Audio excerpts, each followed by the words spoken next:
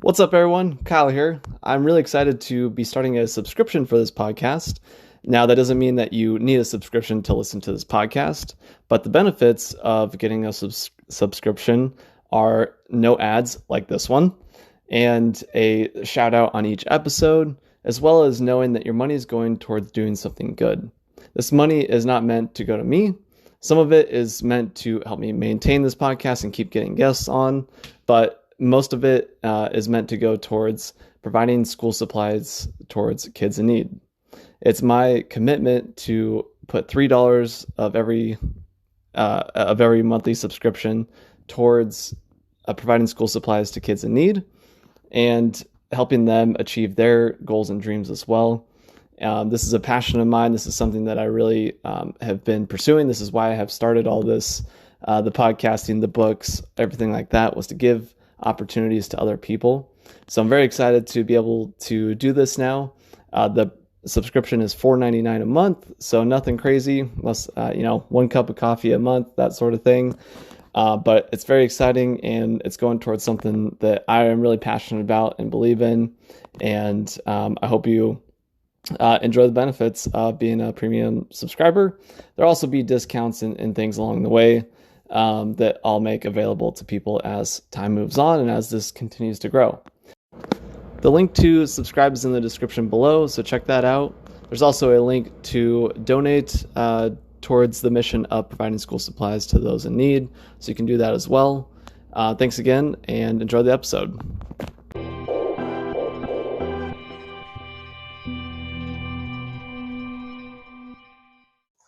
Welcome, everyone. This is Our Travel Experiences. I'm your host, Kyle Rasmussen, and today I'm with my awesome Everest Base Camp guide, Anil. Anil, how are you today? I'm very good. Good. Glad to hear. I know we were just talking about just how I'm kind of crazy on your trip here, a little different than maybe what you're used to. But so far the trip's been a lot of fun, and I'm really excited for the rest of it. So just kind of tell the listeners, who you are and how you became a guide to the mountains in Nepal. So I'm Anil. So I'm from Nepal. We call Sindhupalchok is 60 kilometers away from Kathmandu. And then now I'm doing guide in the mountains. People taking in the many different mountains. So I became a guide from the Deccan Nepal, which is one of the company. Deccan Nepal run the all treks and tours in Nepal, and then that's company owner is from our village, is Somtamang. So because of him, I get opportunity to be guides, and then I'm very inspired from him to be guides and doing something different for the community also through my organization. Yeah. So I know we'll get into FHC in a minute, but what did it take to become a guide? What did you have to do? So we have to do lots of training from the government to be the guides. So we have to pass all those tasks which government give us, and then I passed all those tasks, and then now I became a guide, and then I can able to people living in the mountains. Yeah. How long did it take you to get through all the requirements? It's depend on the people also, but government, they give us 45 days training for everyone. Wow. And then but we need others experience also. We have to go mountains, and then we have to know how we feel in the mountains. Yeah.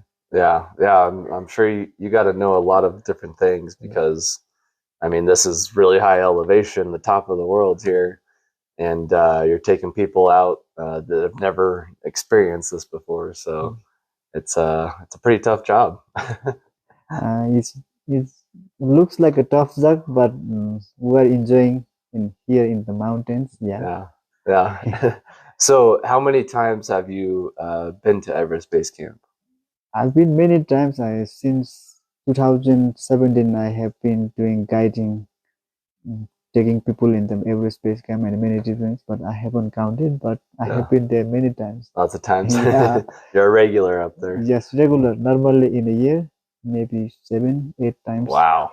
Yeah. That's crazy. Yes. That means you're in good shape. That's a lot of hiking. Yes. Have you been to what other mountains have you guided people on?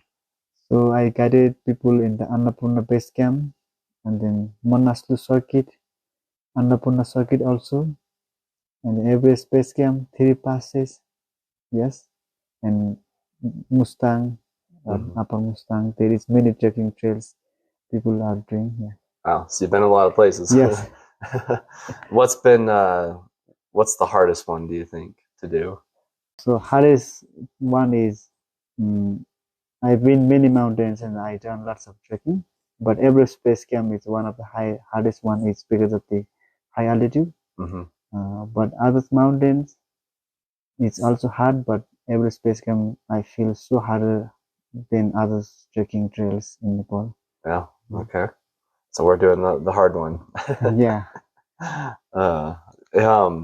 So, what's been maybe some of your like 1 or 2 favorite moments of guiding? Meeting with the new people. Yeah. And then sometimes with some people changing many different things for the community also. Yeah, that's very great memories for me, and then that's a great moment for me, changing for myself also, for our community also. So by guiding these treks, how are you helping the community? So I'm in Nepal. We have one organization that we call Friends of Himalayan Children, which is working in our village, and then we've been supporting many school and then many students from our organization. So I'm the president of the organization now, and then I tell all the people about the charity, and then people they support to us for more changing and then more do something different. Yeah. So what is Friends of Himalayan Children? What do you guys do? So Friends of Himalayan Children is non-profit organization in Nepal. It's been working since 12 years in our community, helping at school, and then helping for the many student, and then we've been helping for the high school student also, because many people after finish the school they couldn't afford for the high school in Kathmandu for the good education. We've been doing all those things also, and then especially Friends of Himalayan Children, the organization is focusing on the girls empowerment, because in Nepal, before 10 years, we had lots of girls trafficking. Because of that time, we didn't have education, or we didn't have any organization to support and then give them some education to change. But we have been doing since many years, but now it's changed lots, and then now it's almost like over. There is no one is in the girls trafficking. Yeah. Wow, that's amazing. Yes. Wow. Yeah. So how many girls have you helped? So we've been helping more than 100 girls, including school and high school. Wow. And then yes, there is boys also, because of in our Nepal and then in our remote villages, all parents are same, because of they couldn't make money from anywhere and anything. They just stick on the farming, and then yeah. So it's different in Nepal. You have to pay for education each year. Yes. And does the price go up each year? Yes, the prices go up with each year with a different grade. Okay. Yeah. So how much? What does it start at, and then maybe what's like the kids who are the oldest in high school age? What does it cost for them? For the high school is it will cost $500, and then Wow. for the school it will like mm, maybe $200 for the school student for the who is studying in grade 9 and 10, but who are in below grade 8 cost like $100. Wow. I mean, that's still a lot of money to go to school. Yeah, that's very lots of money. Even in our village, like 100 rupees, it's big money for our community people Hmm. because there is no way to uh, earn the money and then make the monies. Hmm. Yes. Yeah. So what kind of things are you guys doing to help these kids? Mm, we want to give them good education. Hmm. After they get good education, they can get many opportunity, Hmm. and then after that, they can change their families, and then community and society. All those people here. Yeah. And you were telling me um, that many kids have to travel really far to get to the school. So you guys have a hostel, is that right? Yes, we have a hostel which is owned by our organization FSC. That's hostel normally we rescued for the who are the orphanages and then who are couldn't afford for education and who are like left the school. We just rescue them and then keep them our hostel and then giving them all things whatever they need for their life like education, accommodation, everything. And Wow. then for the school in our village, we call Batasi. That's our village. We have a school which is grade up to grade 10, but there is many villages around our village, but they don't have a school like in our village. And then all those people, students from the different villages, they have to come over to our village. Mm, They have to walk like a 5 kilometers, Wow. come to the school and then go back to the 5 kilometers again. That's a lot. That's Yes, 3 miles a day for yes, the Americans listening. yes. Many students they have been doing that, and then very soon with FSC and collaboration with some organization in Australia, Rotary Club. Hmm. So we are going to build a big hostel for all those students who are work from the very far away. So we want to keep there, and then we want to give them great opportunity, and Hmm. then we want to give them Yeah. yeah. Have you seen any kids that you've helped out like go on to college or get good jobs to give back to the village? Yes, many of them. They just we've been supporting them, and then they finish their school or university, and then they come back with the village, and then they come back with something else for the village, and then Hmm. that's very good, and then we are very happy to for everyone.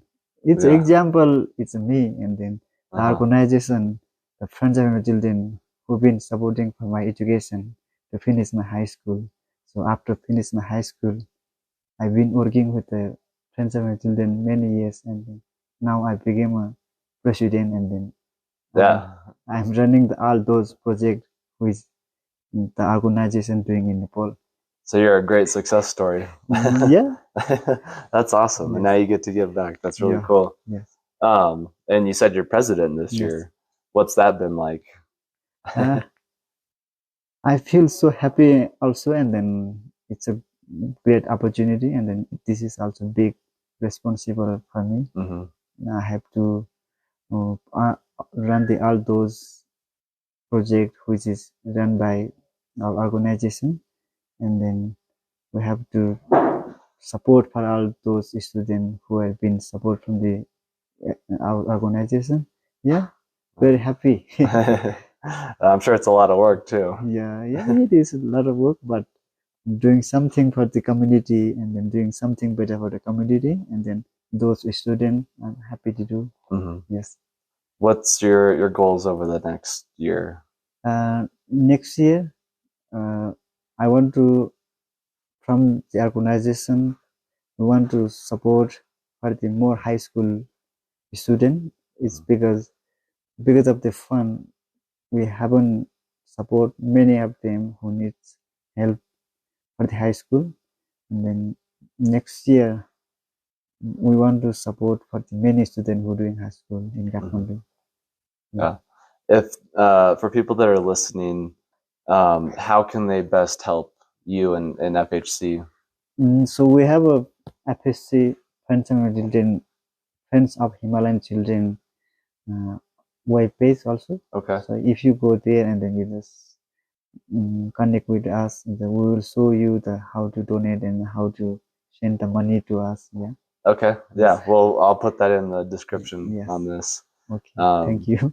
Yeah. You know, hopefully, we can get lots of support for you because I think it's a really honorable organization and it's great work that you're doing. I've learned a lot just in the last few days from you about it and all the challenges you faced and the successes that you've had. So it's really cool and inspiring for me. So back to the guiding really quick.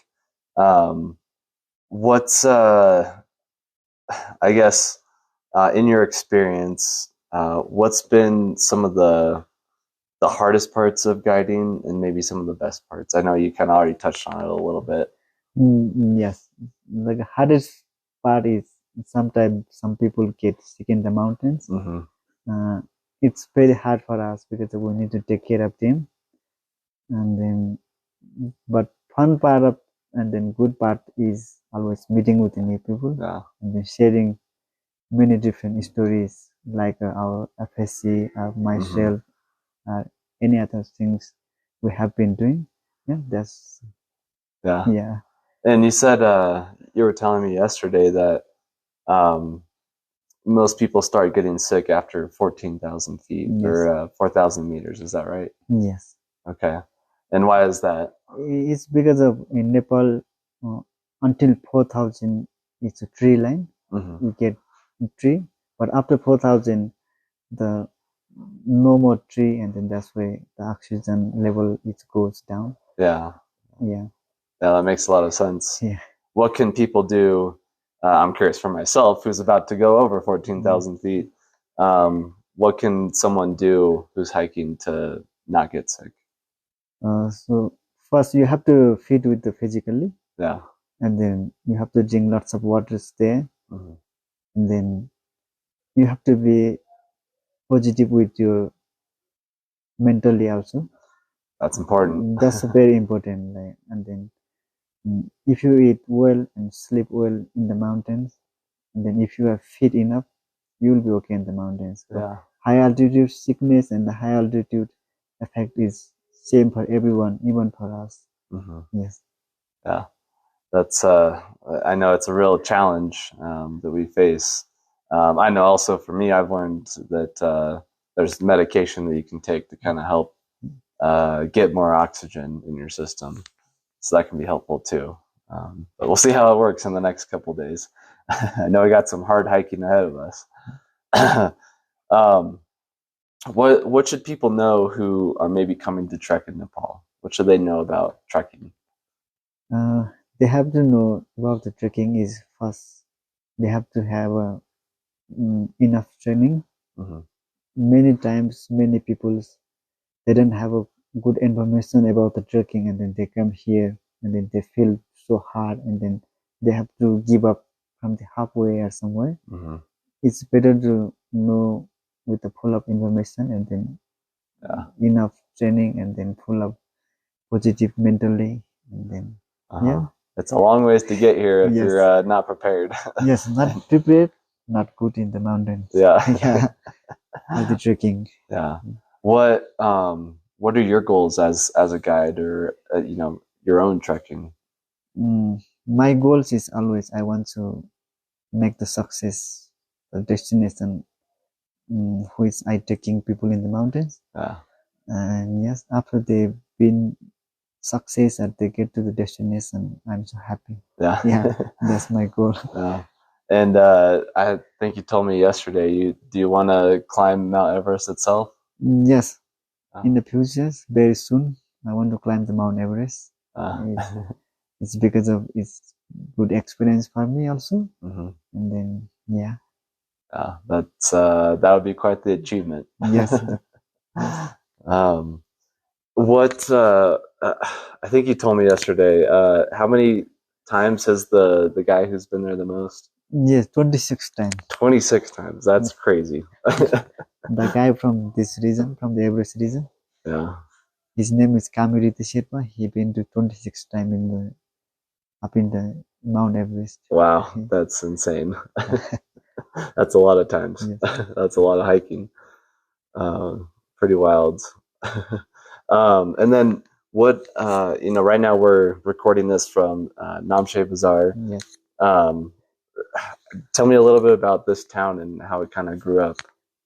So Namche Bazaar is, everybody says it's a gateway up the Mount Everest, and then it's a little town, and then it was the town for the trading center from the Tibet and Nepal. So from Namche, Tibet is very close. Before many years, the Tibet people came to the Namche, and then they had many trading, like selling animals and then bringing something to Nepal to selling, like rice and everything. That's why people say Namche Bazaar. Yeah. Yeah. Yeah, it's quite the town. I mean, I didn't expect basically like a normal city to be here. Yes. This high up. We're at just over 11,000 feet, which is pretty wild. But they got everything here. Yes. It's pretty crazy, and we just got to play volleyball at probably the coolest setting for sure I've ever played in. Okay. It's surrounded by these huge mountains at 11,000 feet. It was pretty wild. But so thank you for that experience. That was a lot of fun. Yes, we had lots of fun. Yeah. And you were telling me, so we've seen a lot of porters taking goods up and down the mountain. You told me a crazy number yesterday. What's the maximum amount of weight that a porter will carry? 120 kilograms. 120 kilograms. For those in America listening, that's about 260 pounds, which is crazy. That's so much weight. Yeah, like a 17 kg and then 80 kg. It's normal, everybody carrying here. Yeah, 70 to 80, which is like 165 to 180 pounds, which is a grown man's weight. That's a lot of weight, and these guys truly are the heroes of the mountain. I mean, I can't even imagine doing that for a living. That's hard. That's a lot of work. But they do it every day. They climb up and down the mountain. Yes. And we got porters carrying some of our stuff too on this trek, so I appreciate them for sure doing all of that. But that's pretty much the only way that you can get stuff up here, right? Yes. Yeah. Otherwise, I mean, I guess you could probably take some stuff in a helicopter, maybe. Yes, some stuff. Yeah. Yeah. Otherwise, everything is carried by people. Wow. Donkeys, yaks. Yeah. Which, sitting here where we're recording this, I mean, you got chairs, you got stoves, you got toilets. Yes. We got fully constructed buildings. Yes. I mean, I can imagine how much work it took to build this town. Yeah, it's a crazy ride.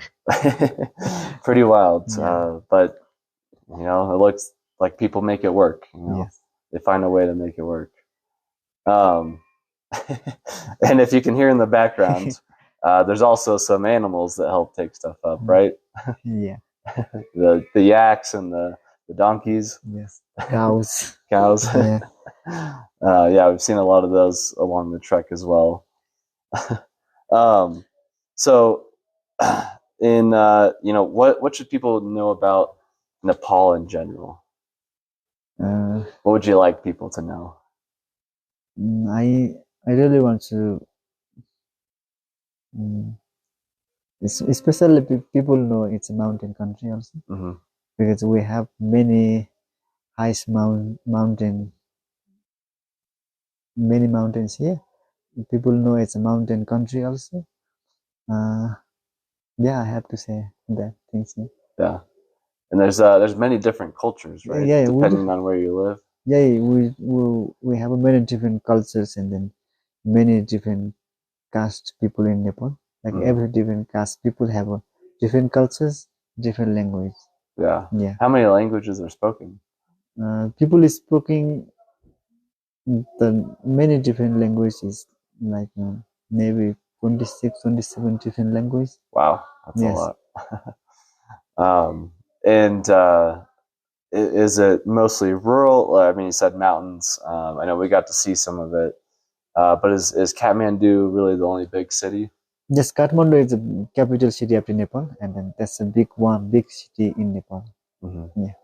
And you said you go there to for your organization, right? Yes.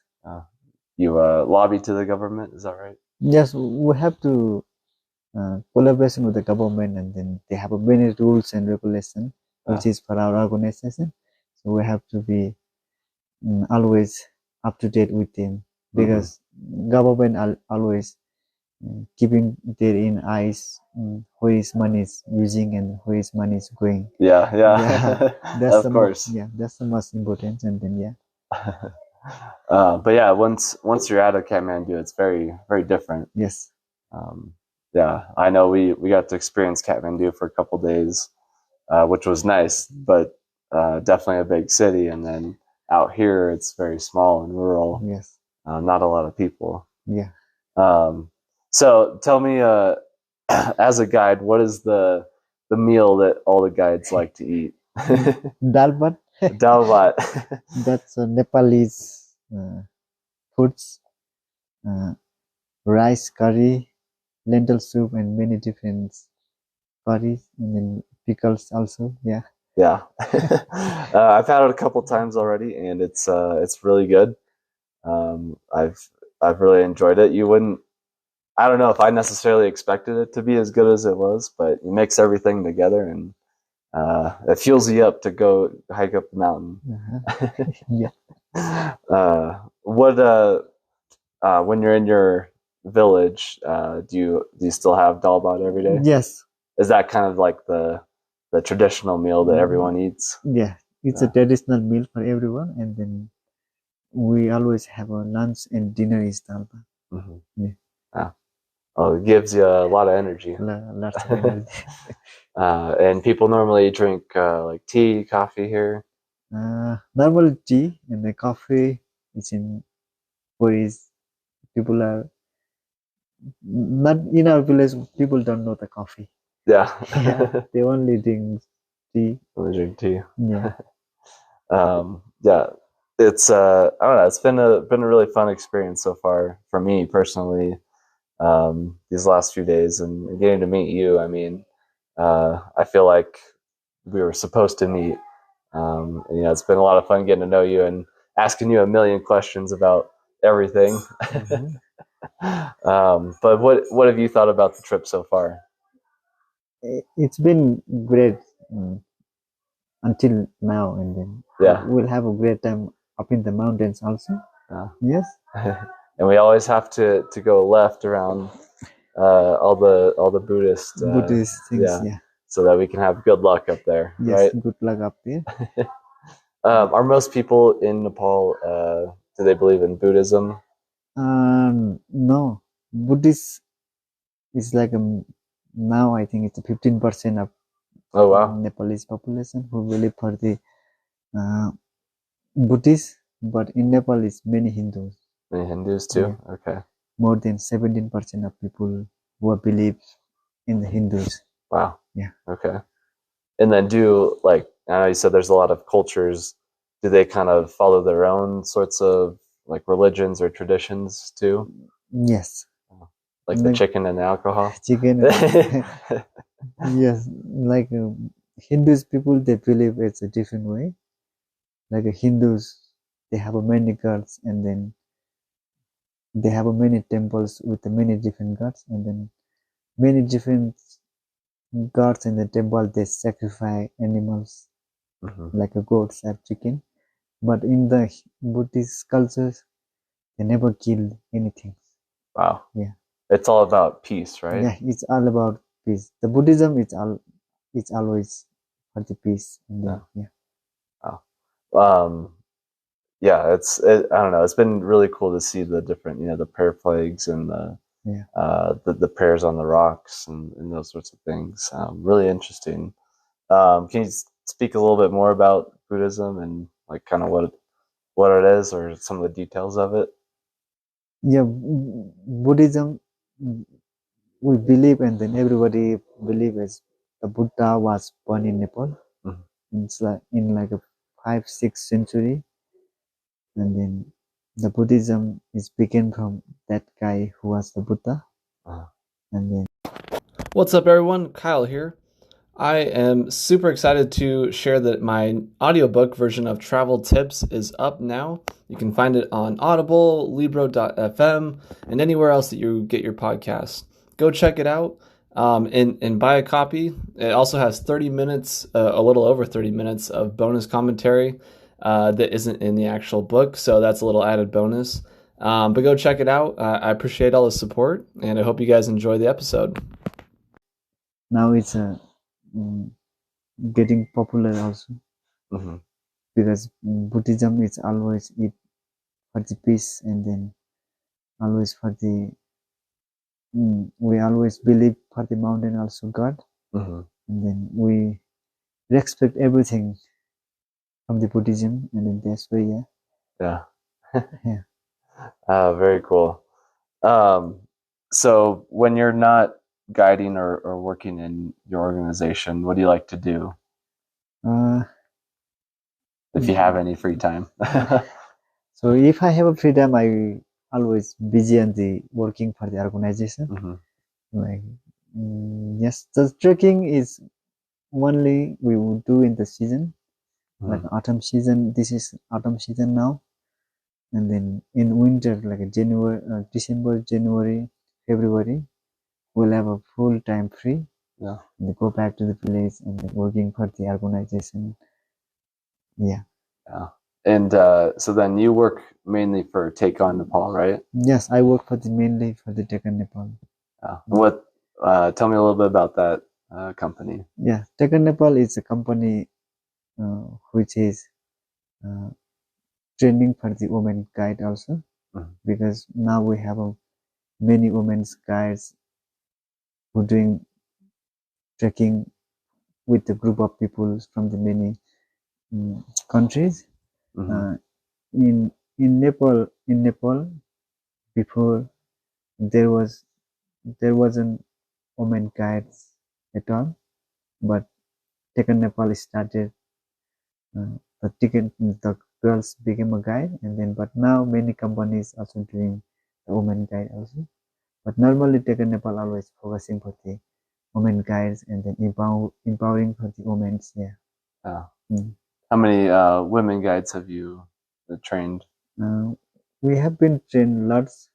Mm, Now we have like a 10 girls who doing Ah, mm, mountain guides for the Taken Nepal, and then many of them they get married.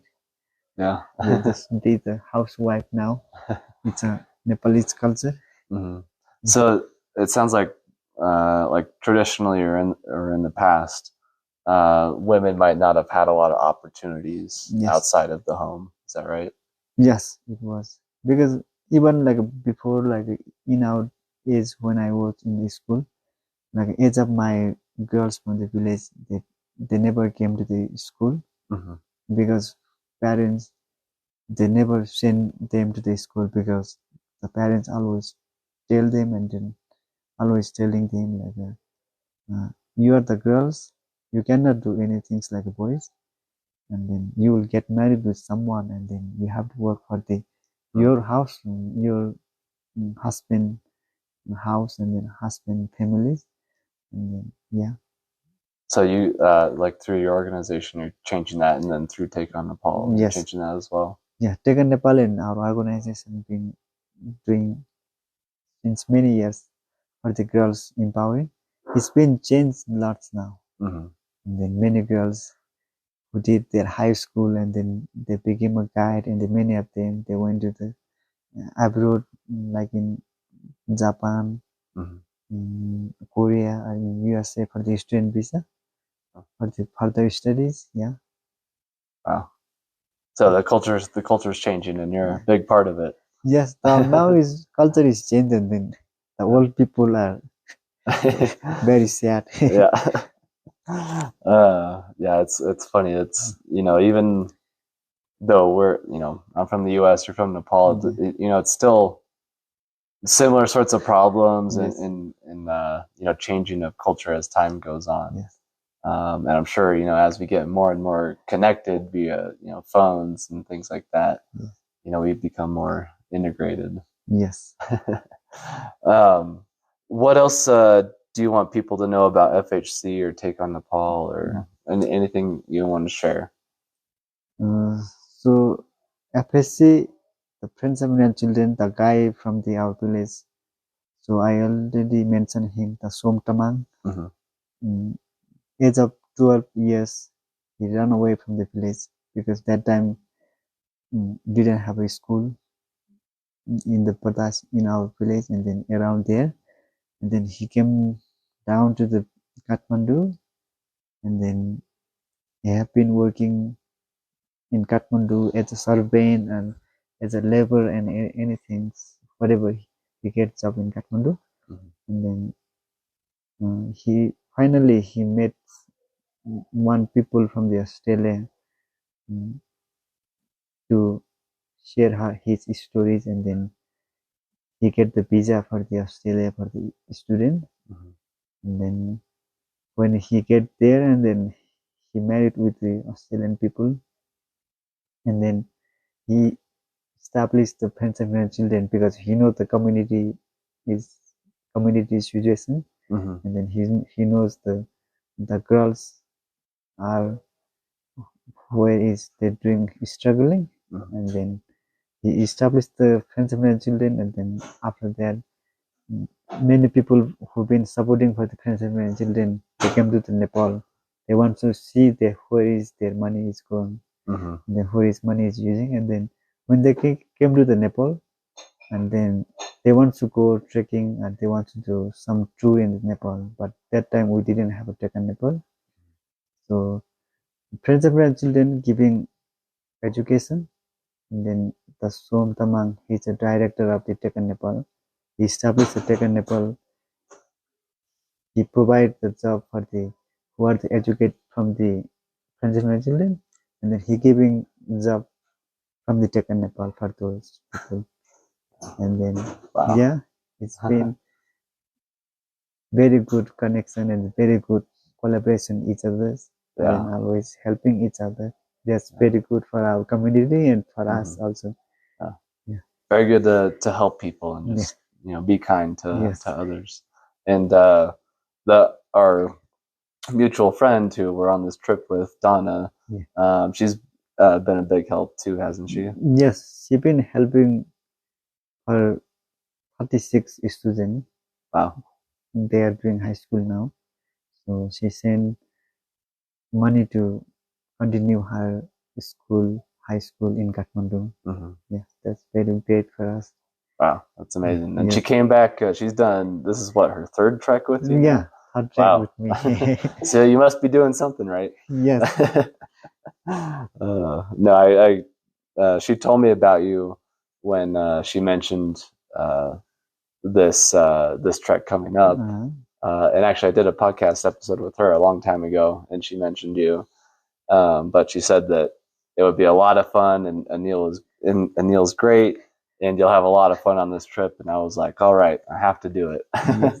And I can say it's been a blast getting to know you and learning from you, and just going on this trek with you and having you as my guide. So I really appreciate you and all the work that you do. It's really amazing and inspiring. So thank you for everything. And then you came to Nepal and then trekking with me, and then this is great opportunity for me also. It's trekking in the podcast. Yeah, we're gonna make you famous. I will be so happy. Yeah. Well, I'll definitely have to have you speak to the Rotary clubs in the U.S. because I'm a big part of that. and in other places around the world, and maybe we can help you out and help the organization out as well. I think that'd be a really worthwhile endeavor. Yes. Yes, it will be great for us if we get more support from the America, USA also. Mm-hmm. We can do many things, and then we can do more changing. Yeah. Than what we're doing. Yeah. And I think that just makes the world a better place. Yes. Anything else that you want to share, Anil? I think everything I covered. Oh. But I'm not sure. Yeah. If we forgot something, we can do a part 2. Part 2, yeah. Maybe after we get back here. Yes. After we've been to base camp. Yes. Still a ways to go, but I'm excited for it. So, yes. Yeah. And how do you say thank you in Nepali? Dhanyavad. Dhanyavad. Yes. Well, Dhanyavad, Anil, and yeah, thank you so much for taking the time and making sure I don't die on this mountain.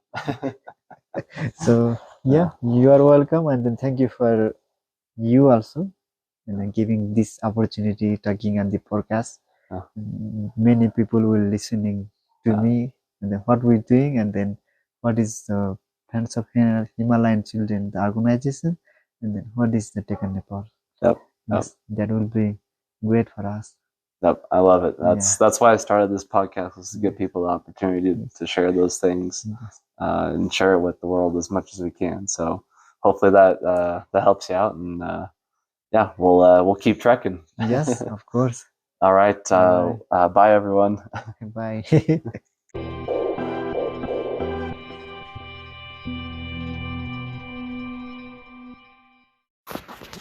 Hey everybody, Kyle here.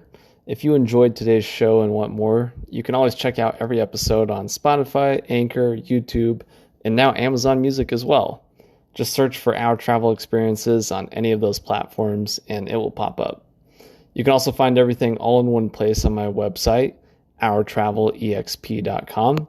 And if you want to see my travel pictures as well as travel pictures from guests on the show, you can check them out on Instagram. The page is called Our Travel Experiences Podcast. And if you want to share your own pictures on the Instagram page or be a guest on the podcast, you can message me via that Instagram page or email me at ourtravelexperiences@outlook.com. I would love to see your pictures and hear about your travel experiences, so please send them my way. And if that isn't enough for you, make sure to check out my weekly YouTube show, From Around the World Fridays.